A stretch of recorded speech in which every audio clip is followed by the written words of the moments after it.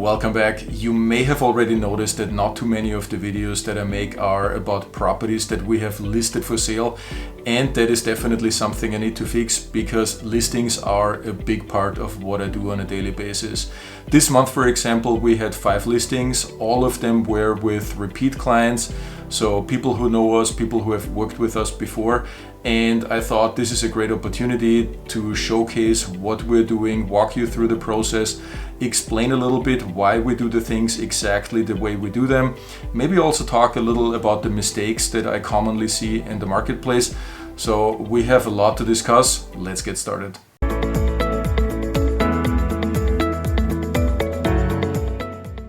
I see a lot of listings every month in the Milwaukee area, both in person with my clients and also, of course, listings that I study online. And there is a shockingly wide range from properties that are really well marketed all the way to listings that, quite frankly, make me want to cringe. If you are a buyer and you have been looking online for a while, you know exactly what I'm talking about. So the best listings that I'm seeing are not the result of some miracle method. They are simply a combination of a lot of experience, of a well-refined process that is, and this is very important, that is dialed into the market of the moment, because that is sometimes changing from week to week. And quite frankly, putting in the necessary hours, putting in the necessary work. So this is basically, in a nutshell, the recipe that we're following, and I want to give you today a look behind the scenes, how we prepare and how we market properties once we get them on the market, and why we are getting the success that our clients are seeing. One of the biggest and early mistakes that you can make as a homeowner is preparing your property for sale without picking the brain of an experienced agent. And I get it, most homeowners want to have the house ready before they present it to an agent because they feel it has an impact on the valuation.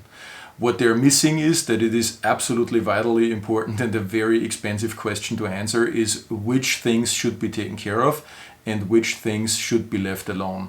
Usually you're better off with decluttering, cleaning, staging, and painting. A lot of the expensive home improvement projects have a negative return on investment, so you're spending money, you're not recouping it later in the sale. And knowing what the difference is between the things that you should be doing and the things that you should not be doing is a very, very important question to answer, and there is usually a lot of money at stake. The advantage that I have is that I'm seeing the house the first time and I'm seeing it basically through the eyes of a buyer. So I don't have a history of things that I always wanted to do in the house. I just notice things that really stand out to me, either as a negative or as a positive, and then we can focus on resolving these and getting the house ready for sale with spending the least amount of money necessary. How long that will take definitely depends on the property. Some houses are literally ready to go the first time I see them, and other houses need a little bit more attention, and it might be a few months before they're ready. But do yourself a favor before you hire a contractor and spend the money. Talk to an experienced real estate agent and make sure that you're getting your money back when you're selling the house. Once your house is ready for the market and we're done with staging and cleaning and painting, then we can start preparing the marketing material. And step number 1 is a professional photo shoot. So I'm a huge fan and believer in professional photography. I think this is one of the things that can really make a difference in the outcome. And if you want to sell your house for top dollars, then you need to show up with really stunning pictures on the internet. So this is very important, and I can't believe you've probably seen it when you look online. There's really nice houses that are marketed with just 5 or 6 pictures that are obviously taken with a cell phone camera, and that is definitely not the way to go. If the pictures didn't turn out perfect the first time, we sometimes have to go back and shoot the house again because I think it is that important. For interior pictures, it is actually quite okay if the weather is cloudy or a little overcast because it gives the photographer more control over the interior lighting situation.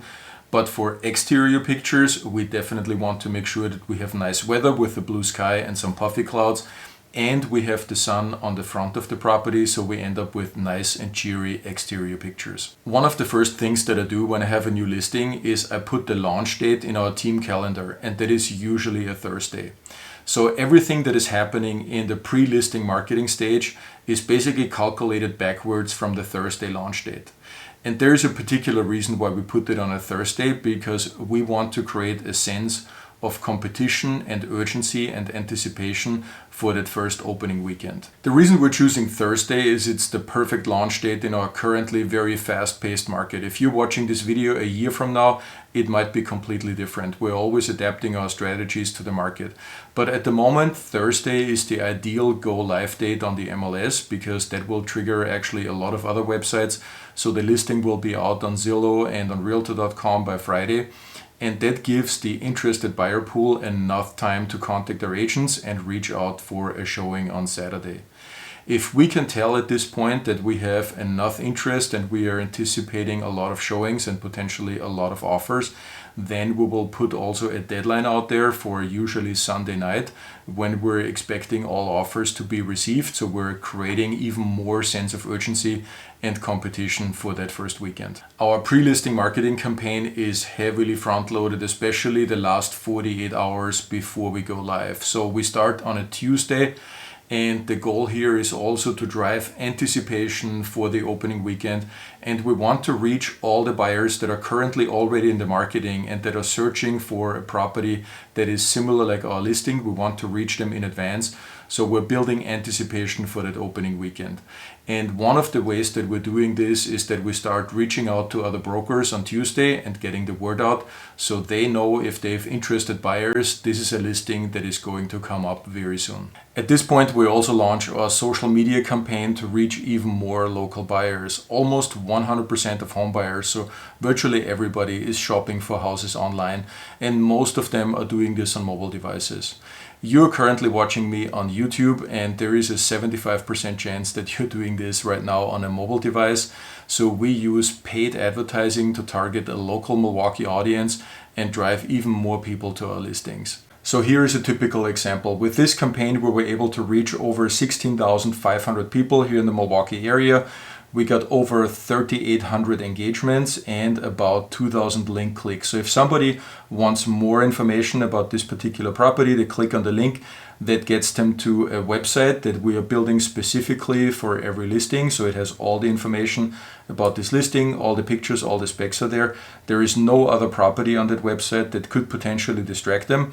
And if they want to take it further, on the bottom of that website is a form where they can put in their name and the phone number, and then somebody from our team will get in touch with them and schedule a showing. Another marketing element that we really like using is open houses. So traditionally open houses are being held on a Sunday afternoon, but in the fast-paced market that we have here in spring 2022, this is simply too late to still generate a competitive offer for the weekend. And what we've learned is a lot of agents simply don't have the capacity to go with their clients and see houses. So what we do is we invite them to send over their clients to our open house. We take care of the showings, and then we let them know if their client has further interest in our listing. If everything goes well, this process usually yields anywhere between 3 and 10 offers by Sunday night, at least in the current market. And between 3 to 10 offers, that is kind of the sweet spot. If a listing attracts more than 10 offers, that is usually an indication that the list price was too low and the seller potentially left money on the table. The same is true if you get no or less than 3 offers. They're usually very conservative, and you started out higher, but in the end you're also leaving money on the table. Pricing a property correctly is an art and a science, and it requires a really keen feeling for the current temperature of the market. If a property is priced incorrectly, then overpricing it is by far the more dangerous mistake to make. A lot of the neighborhoods in Milwaukee will sell currently about 10% over asking price. And buyers and their buyers' agents know this, so they will automatically add on 10%. And if it seems to be too high, including the 10%, the market will simply let that listing go stale. A lot of buyers will then ask me, what's wrong with this property? Why did it not sell in the first week? And when I look at the listing, I see there's nothing wrong with it. They just made a mistake pricing it correctly. If everything went well, we should end up with a nice selection of really good offers so we can sit down on Sunday night with the seller and walk them through the offers. Every contract will be about 25 to 30 pages, and there are a lot of terms and conditions and contingencies to consider. And it's not as easy to select the best offer for a seller. Most people always think, oh, this is easy, we just pick the best offer. The advice that I usually give sellers is don't necessarily pick the offer with the highest purchase price, but we want an offer that has the highest probability to actually make it across the finish line. And there is a lot of experience that goes into picking the best offer that has a really high probability of actually closing. At this point, we have an accepted offer, congratulations, and my job is done, right? Well, I wish, not quite. So this is actually only the halfway point. We still have to get the deal across the finish line, and closing is usually another 30 to 45 days out. So we have to navigate inspections if we have any appraisal issues, title issues. This is usually the phase where deals can fall apart, and that's the last thing that we want to do, is going back on the market. So for that reason, my team has a full-time transaction coordinator whose sole job is to communicate with all parties, keep the deal on track, monitor the progress, and make sure everything is progressing accordingly, exactly the way we want it, all the way to the finish line. So if marketing was the name of the game in the first half, now communication is the most important thing. So we provide regular updates to all involved parties, and we make sure that everything is on track and hopefully get the deal to the finish line. So this was just a high-level overview. There is actually a lot more stuff to go on, but for the sake of the length of this video, I'm going to cut this short. But here is one more thing that I wanted you to be aware of, and that is a potential liability for sellers. So we are in a very, very hot market, and that seems to be great for sellers because a lot of buyers are making offers without a home inspection contingency. And that sounds great, right? You don't have to worry about the inspection, you don't have to negotiate, you don't have to make any repairs. But the point that everybody is forgetting is that this can potentially open you up to liability.